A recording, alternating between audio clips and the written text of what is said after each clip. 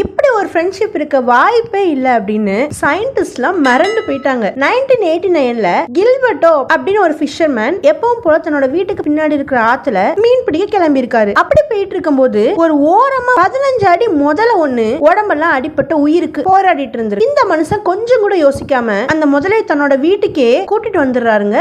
அடுத்த 6 மாசத்துக்கு அந்த முதலைக்கு தினமும் 5 கிலோ சிக்கன் போட்டிருக்காரு. உடம்பு ஃபுல்லா மருந்து போட்டிருக்காரு. அப்புறம் அந்த மாத்திரையெல்லாம் வாங்கி கொடுத்து முதலையோட உடம்ப தேத்திருக்காரு. இது பத்தாது நைட் ஆயிடுச்சுன்னா அந்த முதல்ல ரொம்ப காயப்பட்டிருக்கே, தனிமையில ரொம்ப வாடுதே அப்படின்னு சொல்லிட்டு இவரு போய் இந்த முதல்ல கூட படுத்துக்கு வரான். இந்த மருந்து அந்த சாப்பாடு எல்லாம் கொடுக்கும் போது அதுகிட்ட பேசுவாராம். அதுவும் நாள் ஆக ஆக அவர் பேசுறதுக்கெல்லாம் ரெஸ்பாண்ட் பண்ண ஆரம்பிச்சிருக்கு. 6 மாசம் கழிச்சு அந்த முதலையும் கொஞ்சம் நல்லா ஆனதுக்கு அப்புறம் முதல்ல காட்டுல தான் இருக்கணும் அப்படின்ற ஒரு நல்ல எண்ணத்துல எங்க இந்த முதலை பிடிச்சாரோ அங்கேயே கொண்டு போய் போட்டுறாராம். ஆனா இதுல ட்விஸ்ட் என்னன்னா இந்த முதல்ல இவரை மோப்பம் பிடிச்சி அவர் வீட்டு பின்னாடி இருக்க பேக் சைடுக்கே வந்துருச்சான். அவ்வளவுதான், 2 பேரும் ஃப்ரெண்ட்ஸ் ஆயிடுறாங்க.